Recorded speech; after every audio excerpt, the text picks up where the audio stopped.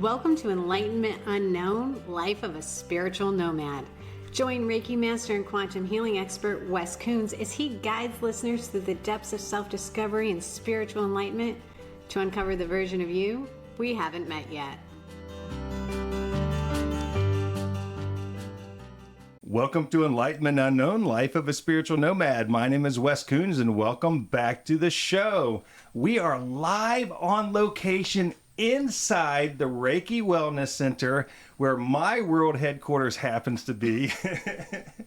And I'm sitting here with the one and the only, the famous Trine. Hey, Trine. Hi, Wes. How are you today? I'm fantastic. Thank you. Thanks so much for coming on the show. I've waited for this for a very long time. Yeah. Trine always makes me cry when I talk to her. So, Trine, tell us, who are you? How did your gift start? Some of the things I try to discuss on the program is where people are going through a spiritual awakening and sometimes they feel crazy. They don't understand what's going on. You've lived this and you were living it before this was cool. Yeah, very much so. So my story's a little different, but I still had that spiritual awakening. It was just when I was a whole lot younger.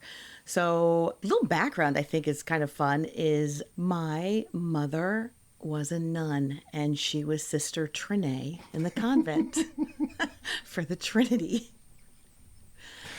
Yeah. Yeah. And before she took her final vows, she got a message that she needed to have children, which was really challenging for her because while she loved children, she never had any desire to leave the church.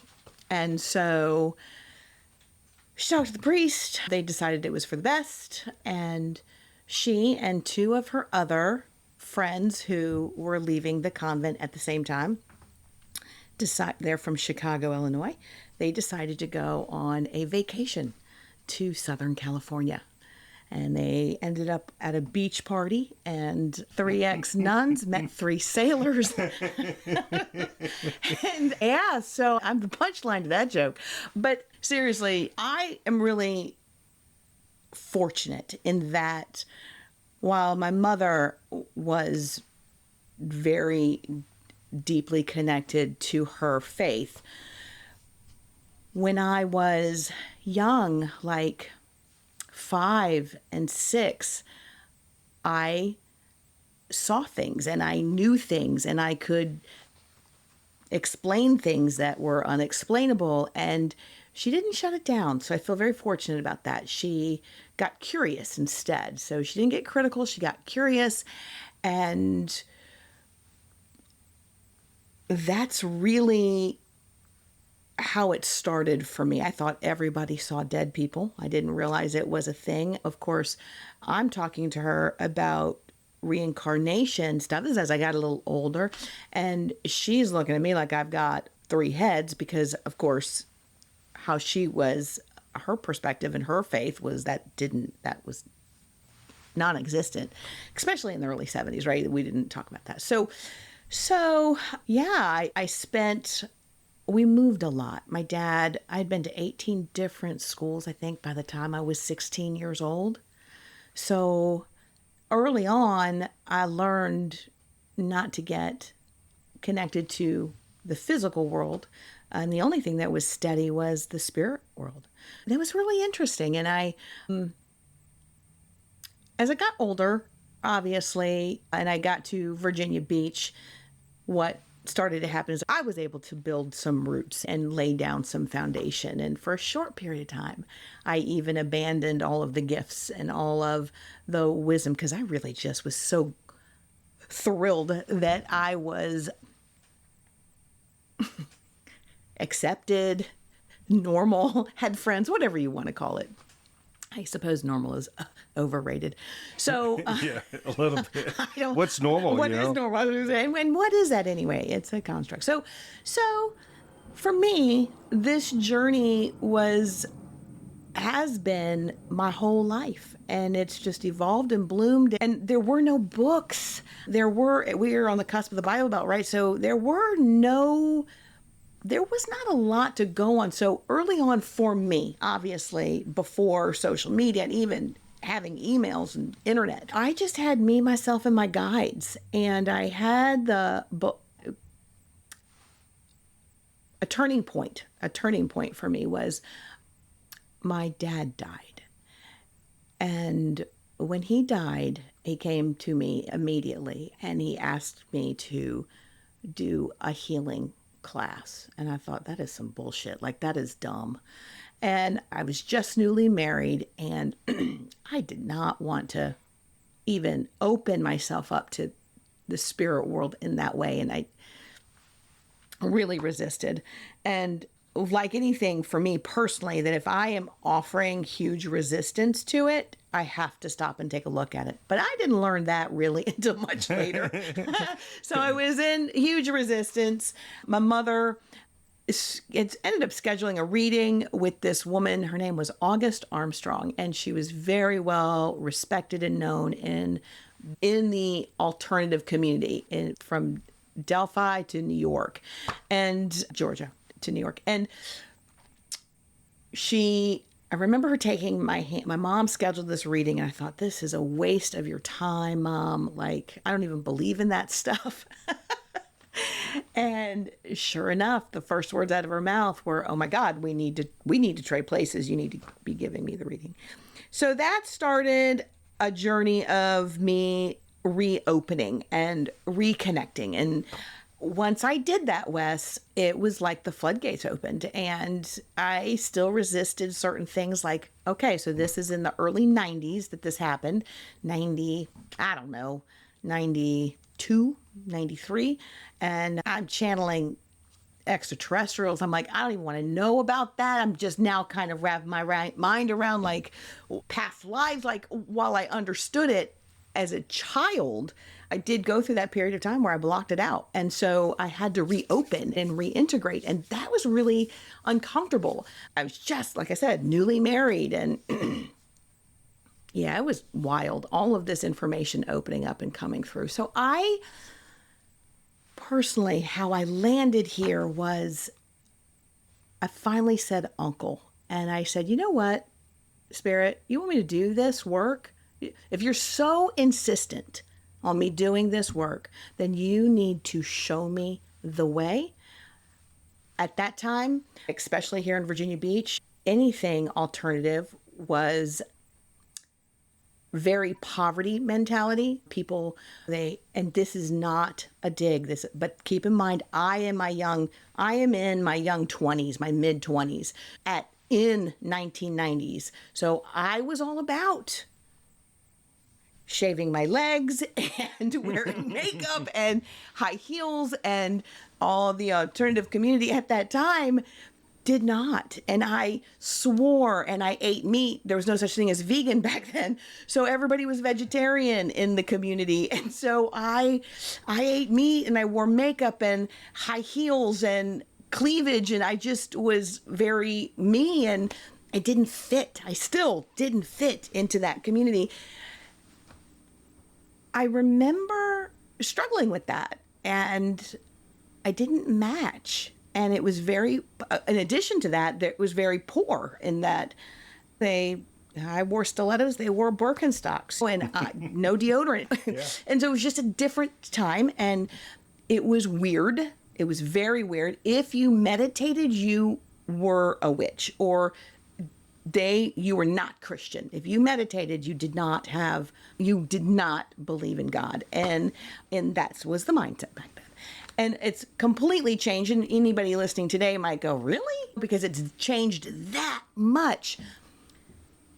But that was the case. And so that's why I said to Spirit, I'm going to tell you what, I'll do this work. However, I need you. I will stay on this path for as long as it flows. Like, I will stay on this path for as long, and you have to if I'm to work with somebody, they come to me. I'm not searching. I'm not business carding. I'm not all of those things. And so that's how I started. And it was wild. People would come to me, and it was all like this really kind of secret squirrely shit where they would be like, so a friend referred me and I don't know what you do, but you're my last resort. And Yeah. so sure enough, whether it was psychic readings, whether it was past life regressions, whether it was healing, that was a big piece of my work, was the Reiki. Whatever it was, they came, and that's how the reputation built. And I charged for my services, and they paid, and they got results. And I remember people coming to me at that time going, why would you charge for God's gifts? And I said, well, the mathematician that's a gift, because I don't have that gift. And they get paid for their job. The scientists get paid for their job, that science mind, that creative mind. Sure. So I really had to break through a couple of mindsets, Wes, that were like, for example, like that you're being of service, you're doing God's work. Why would you charge for it? That was let alone charge a reasonable fee that you could survive on. So there were lots of different things, and people would ask if I was a witch, and not that mattered. I didn't care so much about that, but it was the delivery it was weaponized, right? So it wasn't like they were asking in a curious, open-hearted way. It was more like kind of a dig, if that makes sense. Sure. So, are you a witch? Y'all can't see the look I just got from across the table. So I would depend your definition, I suppose. So right now, the good news is, well, the fun news is, the great thing is that science is proving everything that witchcraft was. So your words, your vibration, your consciousness, your connection to the earth, grounding, dancing, moving your energy. Why did people dance under the moon? Why did they dance in the sun? Why did they have bare feet? Well, all of those things were considered pagan or witchcraft. And now science is proving the absolute importance of all those things. So I guess. Yeah. I guess. Yep. Fun fact, your mom is a trip, right? Right. And Right. how old's your mom? 80. How old's her new husband? He just turned 50. But they've been together for 17 years. They've been together so. Oh my God. Yeah. All right. I think I love her just a little bit more She's right cool. now. Yeah, they are cool. They are so cool. But even that, I'll just touch on that for a moment. Like, she lost her husband when my dad was 47. So she was 48. And she spent about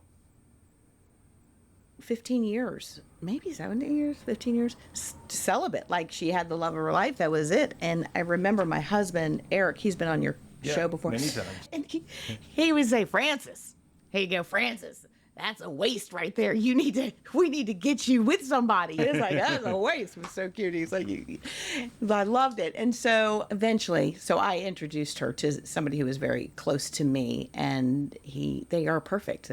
They don't look, you might not, now that everybody's getting older, you can see the differences. But when they first started, Yeah. it was hard to tell. Well, your family is interesting and beautiful, and I love all For of them sure. very much. So when I first came to you, I started seeing you, I think, at least once a week, if not twice a week sometimes, for a couple years. Yeah. And one of the things you taught me is how life happens for me and not to me, and basically how to live in this place called Earth and live this life. So how do you take somebody through a trauma like you've done with me so quickly, it seemed like, when nobody else could? So we work with the whole, the body, mind, and spirit. I want to give a better definition, or a definition at all, for the listeners on what trauma is. Not a rape. Trauma is not getting shot. Trauma is not getting into a car accident. Trauma is not being abandoned by your family. Trauma is the way the energy field and the body hold and encapsulate the energy. And so what happens is it creates like a glitch in your own personal electrical system. And so you've got this issue. So you ever wonder why somebody with two complete same experiences, but somebody walks out different and they are able to move through, and others not so much. And so remembering first that we're hydroelectric beings, the sun charges us. We're a big walking battery. The sun charges us, the earth grounds us. And so when we remember that that's what we are scientifically, okay, because they're proving that now. When a healer is able to scan the body and they are not attached to the story that the client is bringing in, okay, this client is bringing in their story, Wes, their story of what happened. But really what happened is all of that energy got stuck in your body. So yours was definitely an excessive, huge, massive awakening for you. And so you were in your true Marine style fighting. When the energy would get blocked, you would try to power over it rather than connect with it. And so when you do that, like you did over such a long period of time, it built to the house thing. That was the final thing where Spirit's like, okay, let's give them this. Like, and so next thing you know, you're in this hell, living hell. And to the question, why did that work?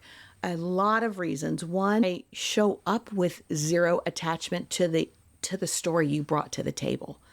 My job is to scan just the body and the energy field, to scan it, notice where there is excessive or deficient energies, and channel universal life force energy to raise that vibration or move it.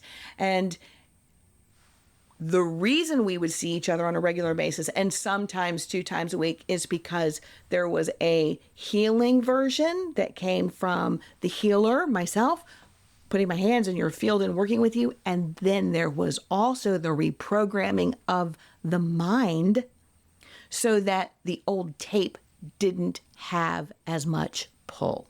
So does that make sense? It does make sense. Okay. It does make sense. Because I guess it really was just a giant reprogramming. Yeah. Because when I came in, the old story was I was ugly, weak, and stupid. Right. Right? Because that's the story, I believe, because I was told it so many times. That's right. And all the times I went to talk therapy, nobody said life happens for you and not to you. And I don't know if you remember, you probably do. We were in one of the Reiki classes. I think I've done level 1 with you 5 or 6 times, level 2 5 or 6 times, level 3 multiple times. And you were telling us that we're here on a soul contract. And I'm like, wait a minute.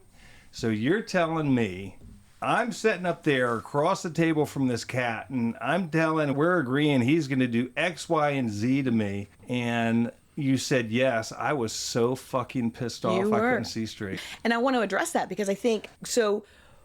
In our consciousness, we think we go to first grade and then we graduate to second grade and we graduate to third grade, right? Well, when you say you sit in on the Reiki classes, when you say you've taken it 3 or 4 times or 5 times or whatever it was, it's not about taking it again like a remedial or somebody didn't understand it. It's about plugging in each time with a new level. And I encourage it. Everyone, if you're a Reiki master, it doesn't matter what, revisit a Reiki 1 class. Sure. There's a lot of reasons for it. And I'm a big believer in exploring the different classes and what each of the energies have to offer. So additionally, when we talk about, now while you just paraphrase it and it was short and it was sweet and it was funny, we make contracts. So from conception, this is really important for people at least chew on, is that from conception to about 13, we know all of the major events that are going to happen to us. So we contract that. And the reason why we do that, Wes, is because we are vulnerable. And oftentimes it's clearing karmic debt. Oftentimes it is an opportunity for us to, like, so a 14-year-old, a 15-year-old, a 16-year-old, a 20-year-old, it's easier to fight off something that might be happening. It's you process it. You process abandonment differently at 16 than you do at 6, right? So if a parent disappears, whether it's because of death or a divorce or what have you, and you are processing the energy of abandonment and not having that gender parent, what's going on right there is big work for the soul, right? And so, yeah, we do come here, and we do come here to learn. It's kind of like college, right? It's like we come here and we're like, all right, let me pick my classes. Let me pick my, and you'll notice, you'll notice you're going to get a degree in abandonment, but specialize in. So if though you pay attention, you'll notice the theme stays throughout the life. You'll get better at dancing with it, but the theme is there because it's what you're here to practice. Now, on the day where you are completely in flow and completely in surrender, and the ego is used for what the ego is intended to, and not any zero judgment and zero attachment, but rather a simple choice, like the ego is designed to help us make choices, all right, without attachment or what have you. When we realize we ascend to that level, then it doesn't exist in your life anymore. That's why, and I'm talking fast, that's why it's so important to forgive and forget. That is another element that people brush over. And forgiving is important. Not too fast. We're meant to be angry. We're human. We're supposed to have all the feelings. I'm going to be very unpopular here in a minute.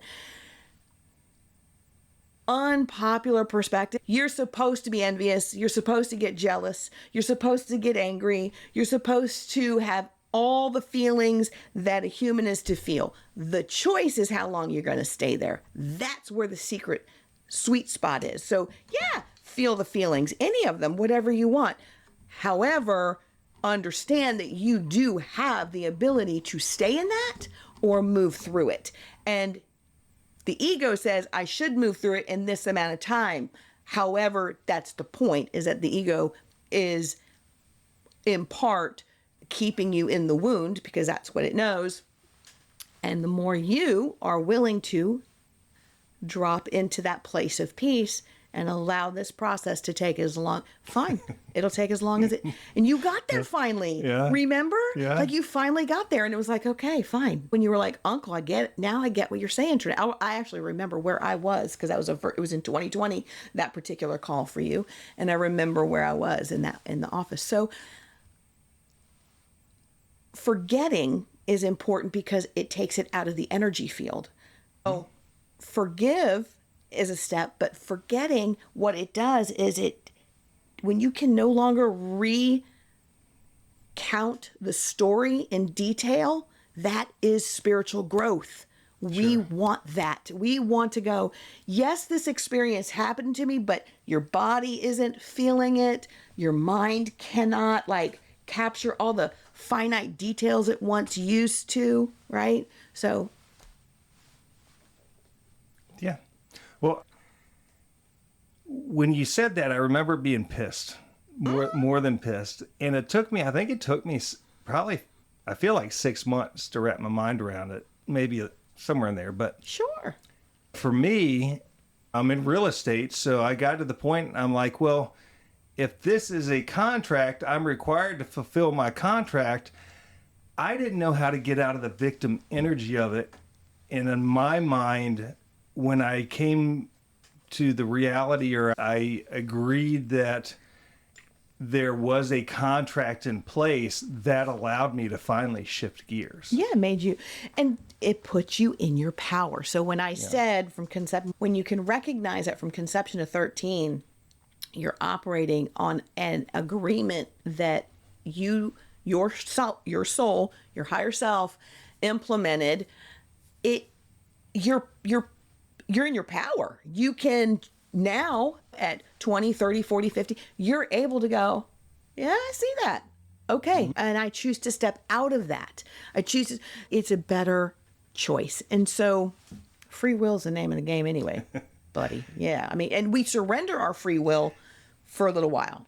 Well, I've been debating with my friend Kelsey that I keep telling her we don't have free will, and she says that we do. I think semantics. I think that's semantics, actually. I think that when we break it down, I think that it's the nuances of how you explain how one is going to explain it. On one hand, there is that duality is one of the universal laws. And it's interesting because when you recognize that you have free will and you can surrender to the divine, and the divine makes a way where there seemingly is no way, all of a sudden you're doing a dance. So we do co-create. We do absolutely create the energy we're in today. You get to choose to be happy today or not. That is your choice. You're not powerless. You can decide to be happy even regardless of what happens today. You get to decide, I'm going to be undisturbed. So you do have free will. You have choice. Sure. Yeah. So let me ask you that question right there. Okay. It's my choice to be happy today. However, let's say I wake up and I'm heartbroken, I'm sad, I've just coming out of a relationship that didn't work for me, I lost a loved one or something. How do you just choose to be happy? Well, I think the secret is choosing to be present. So I just lost a loved one. And so I speak from walking it. It's not I'm not sitting here not having lost someone. I just lost my son, right? You take a moment and you feel the big feelings and you allow yourself to feel whatever it is that's coming up. Anger, resentment, just sadness, just sad. And you'll notice that if you do that, Wes, if you do that very intentionally and you go, fine, I'm going to feel it. Those feelings last for a very short period of time. And then there's this break in them. And it's like you take a deep breath and it's like, oh, and either the tears stop or whatever. And then in that next moment, the mind has an opportunity or a choice to go back into the emotion or forward with the day. I'll take a moment to talk on that. There's a big difference between feelings and emotions, Wes. How I teach it is that your feelings are a lot like your thoughts. We are feeling them all the time. They're coming and going. There's thousands of them at any given time, hundreds of thousands of them at any given time, from the physical feeling to the emotional feeling to the spiritual feeling. Those all are happening simultaneously. And you got thoughts dinging around, okay? That's natural. That's normal. Emotion is old energy. Emotion's old energy. And so when you give yourself a punishment, you are in old energy and you are in emotion, and you ruminate, not you, one will ruminate on how they're feeling, and they're in the past. They're not in the moment. If you take a moment and you go, yeah, the other day I heard Vaughn's voice on a voicemail and tears just started coming, and I was sad and I missed his voice and I wished he could hold his son and all those things. And it passed. It passed. I had a great evening, but it was an unexpected voicemail that I heard. And so it caught me off guard. I was sad for a moment. I was sad. I grieved. I felt sorry for myself even for a split second that my son wasn't going to hold his son. He doesn't get to see him in swim lessons or whatever. And then it gone. And then it went away because I didn't stop myself from crying. I let myself cry, even though it was an inconvenient time. I had extra people in the house. And so I honored it. I honored myself. So I think what I want to share is that when you're feeling lost or sad or any of what they call negative emotions, what is referred to as negative emotions or lower vibrational frequencies, allow yourself to be in it and then honor when it stops. I think that's the thing people forget to do, is they forget to honor when the body is complete in the moment, and then allow themselves joy or happiness or contentment after that. Yeah, I like that. I was listening to Joel Osteen the other day, I don't know, a couple of months ago maybe, and he was talking about, and you've talked about it in class, asking for forgiveness over and over and over and over for the same freaking thing, right? And the things that you both said was, you're asking for forgiveness, but you haven't opened your heart to receive the forgiveness. That's right. And when I did that, it changed so much. Right. And opening, and I guess for people who are new to the process, it takes a minute. Like, that is the human experience. Like, release your expectation or your attachment to what healing from a broken heart looks like. Everybody's is different. It's like a flower. Every flower that we might have a similar stem, thorn, petals, etc., but it's different. It's different. It's different. We're all different. And so if we honor ourselves, it feels so selfish, doesn't it, to hear we honor yourself, and it's like, what's that mean exactly? Well, what that means is to be present and allow your life experience to be what it is in this moment. And if you do that, it will set you up for a more joyful or open-hearted life experience in the next moment. Yeah. I do. So I seen a meme this week that said, it said, God will keep putting a lesson in front of you until you learn it. And about 5 minutes later, I get a phone call from Lakota letting me know that my ex is coming to the Sweat Lodge this weekend with her ex-husband and her son. And I'm like, motherfucker. Right, but I think the other way around to look at it is grace. Let me tell you how I would look at that. I would look at it as, I've got the best team. Thank you for giving me a heads up. Now you have a choice. Yeah. It's not like you showed up and you were like a weeble wobble, right? Like, it's like now you get to decide. I mean, am I ready to be in that energy? And the answer, if it's no, is completely okay. Sure. Well, the last lodge she showed up at last month or whatever, I chose not to go. And it's interesting, I went home and slept till like 4 o'clock that day. You needed it. I did. And this time I got angry. Then I started thinking about it. I'm like, why am I angry?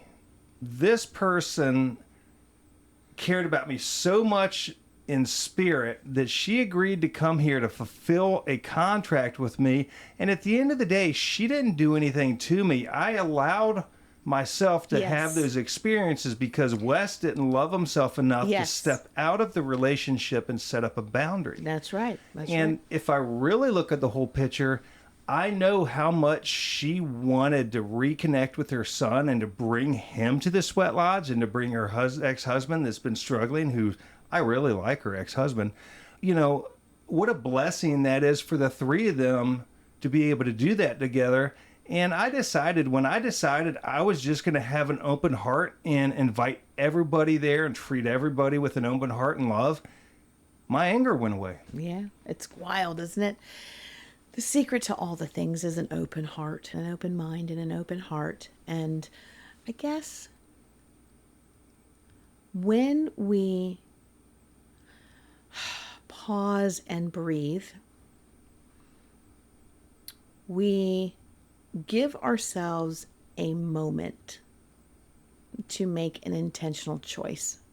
And so we were taught to react growing up. We all were taught to react. We weren't taught to respond. Very few were gifted that lesson with their parents. Most are taught to react. And you recognizing that you're outgrowing some energy. There's things showing up to interrupt certain things, and there's a lot of ways there's a lot of information in that thing you just shared. An awful lot. An awful lot of information, what you just shared. Yeah. You've known you've been outgrowing certain circles or dynamics, things, and it's hard to make that decision. I also want to throw something else out there. Boundaries, I think, are also very misunderstood because in personal relationships, boundaries build intimacy. They don't create separateness. They build intimacy. What do you mean? So when you are with someone that you love, a child, a partner, or someone you respect, and you hold a level of integrity for yourself and a required energy for when people are around you, that builds connection. People feel safe with you because you know who you are. You know what you'll accept. People love flourishes in boundaries, right? So it's not separate. It's not keeping somebody out, but rather keeping a healthy flow connection. So boundaries, I think, get a bad rap. I think boundaries are, obviously I say that, and what I mean by that is obviously everybody knows they're important, but everybody struggles with them. Sure. And I'm being very generic when I say that. It's often that people struggle with boundaries. A struggle with boundary is directly related to not knowing or accepting what you're worth. And as soon as you say, gosh, I'd love to come stay with you tonight, but I am so tired. Can we meet for coffee, like during the dating process? Versus going over there and being irritated and being tired and annoyed by a cat or a dog or whatever. It's like when we stop and we just honor the process, it brings connection. It does. Now, obviously, this is the Reiki Wellness Center. You teach Reiki here. What else do you teach? Meditation. Yeah. And what's the program? Do you still teach the program, that year-long program I went through? The Well-Healed Soul. Uh-huh. I do. That's a big one. So the Well-Healed Soul started out, funny, I remember when I was first starting, 8 years in, I still didn't want to teach classes. It didn't matter. It was never about, it was just, my whole purpose has always been about making that heart connection with people and helping them to fall in love with themselves and know their worth. And so I had a group of students that kept wanting me to teach a class. And I'm like, I don't want to teach a class. But they all wanted to learn about angels. So I'll tell you what, I'll teach you guys about angels. So it started out as an angel class where I taught like 6 people about angels. And then it evolved into, it kept going, all the different things. And it turned into mentoring group. And then it turned into the Well-Healed Soul. And then there's also the Well-Healed Woman, the Well-Healed Warrior. So for someone who wants just an all-girls class or an all-male class, the Well-Healed Soul can be integrated at boys and girls. So men and women. So yeah, that's probably one of the most popular classes. So the Reiki, the meditation, and the Well-Healed Soul are probably the biggest things I do. And then I'll do workshops, but then you do one-on-one. Yes, I do. So Yeah. what is that? So one-on-one, so it depends on what someone's looking for, right? So obviously I have hypnosis and I can do all kinds of things. I think it's really important I'll do like an integrative Reiki session where they come in and we just kind of connect and see what they need. And then from there, we build out their program. What it is they need, like... Well, I highly recommend it. You're sweet. Thank you. It's been good for me. So we're coming to the end of the podcast. How do they connect with you? How do they find you? Well, the website for sure. That's the easiest way. I am finally, y'all, okay, I want to tell you guys this real quick. Before there was email, before there was a World Wide Web, I was doing this work. So I had a team. And one of my guys came to me and he was like, you need to make a website. We need to get you an email. I'm like, why would I need that? What? Yeah. Couldn't even. And so he was wanting me to do podcasts back then. He was wanting me to do TED Talks back then. It was so crazy. So we have a great website now. So we definitely have a great website. You can always reach us there. And I'm that's- doing social media stuff. and that's Finally. rwmcva.com. Okay, cool. And what's the phone number here? 757-491-6500. And you Nice. can call or text. Yes, you can. And all the phone systems, the website and everything's Reiki infused with love. Absolutely. So, well, Trine, this was fun. Thank you so much. I brought Abigail, my German Shepherd Yeah. puppy. She was trying to low crawl underneath Trine's chair a few minutes ago. I was like, you're going to my room. So I guarantee when I go upstairs to get her, she's laying on the healing table She because is. she loves the healing table. So, Trine, thank you. I love Wes, you. thank you. And I appreciate you being on the show. I love you. I'll see you soon. Okay.